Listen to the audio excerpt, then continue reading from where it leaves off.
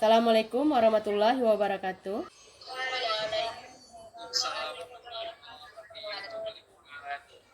Selamat pagi semuanya. Pagi Bu, Apa kabar hari ini, sehat? bila sehat.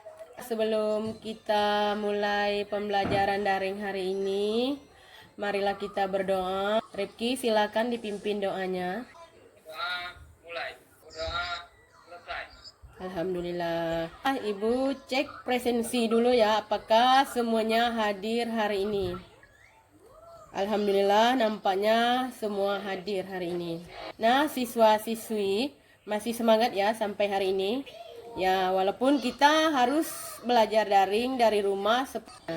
Nah, jadi untuk motivasinya, jadi pada pembelajaran minggu lalu, kalian sudah membahas tentang struktur teks novel sejarah. Dan minggu ini kita masih tetap membahas tentang teks novel sejarah, tapi pada bagian menganalisis kebahasan cerita atau novel sejarah.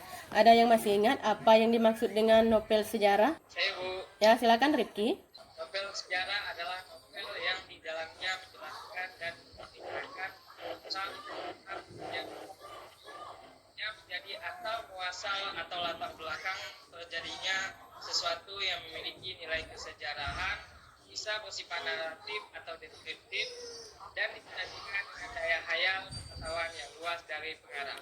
Nah, itu tadi yang dimaksud dengan novel sejarah. Jadi pada hari ini kita akan membahas di bagian kompetensi dasar 3.2 menganalisis kebahasaan cerita atau novel sejarah dengan indikator atau pencapaian kompetensinya, menganalisis unsur-unsur kebahasan yang ada dalam novel sejarah, kemudian menunjukkan unsur-unsur kebahasan yang sering digunakan dalam novel sejarah. Dengan tujuan pembelajaran di sini melalui pendekatan saintifik, peserta didik dapat menganalisis unsur-unsur kebahasan yang ada dalam novel sejarah dengan cermat. Kemudian, dapat menunjukkan unsur kebahasan yang sering digunakan dalam novel sejarah dengan tepat. Itu adalah kompetensi dasar dan tujuan pembelajaran yang harus kita capai pada pembelajaran hari ini. Kemudian kita masuk ke dalam materinya. Materi kebahasaan novel sejarah. Jadi ciri kebahasaan novel sejarah itu ada 7. Materinya tadi sudah Ibu kirim ya di Google Classroom-nya. Kita akan bahas di bagian ini. Silakan siapa yang mau bacakannya. Ciri kebahasaan novel sejarah. Ya, silakan. Beberapa ciri kebahasaan novel sejarah adalah sebagai berikut. 1. Menggunakan banyak kalimat bermakna lampau. Contoh, prajurit-prajurit yang telah diperintahkan membersihkan gedung bekas asrama telah menyelesaikan tugasnya. 2. Banyak menggunakan kata yang menyatakan urutan waktu atau konjungsi kronologis dan temporal, seperti sejak saat itu, setelah itu, atau kata kerja material. 4. Banyak menggunakan kata kerja yang menunjukkan kalimat tak langsung sebagai cara menceritakan tuturan seorang tokoh oleh pengarang. 5. Banyak menggunakan kata kerja yang menyatakan sesuatu yang dipikirkan atau dirasakan oleh tokoh, atau kata kerja mental. Misalnya, merasakan, menginginkan, mengharapkan, mendambakan, menganggap. 6. Menggunakan banyak dialog. Hal ini ditunjukkan oleh tanda petik dan kata kerja yang menunjukkan tuturan langsung. 7. Banyak menggunakan kata kerja yang menyatakan sesuatu yang dipikirkan atau dirasakan oleh tokoh atau kata kerja mental. Misalnya, merasakan, menginginkan, mengharapkan, mendambakan, menganggap.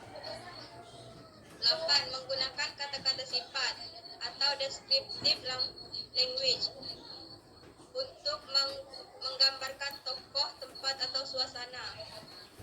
Nah, itu adalah contoh atau ciri kebahasaan novel sejarah. unsur ini juga yang sering digunakan dalam novel sejarah. Nah, pertama tadi kan menggunakan banyak kalimat bermakna lampau. Contohnya sudah jelas kan? Kemudian banyak menggunakan kata yang menyatakan urutan waktu, konjungsi kronologis, temporal. Contohnya juga sudah ada. Begitu juga nomor 3, nomor 4, nomor 5, nomor 6, nomor 7, dan Jelas, Bu. jelas, yakin. Nah, kalau semua materinya sudah kalian pahami, ada tugas kelompok. Kemudian tugasnya di sini ada di LKPD ya, yang sudah Ibu kirim tadi. Dan link YouTube-nya di situ.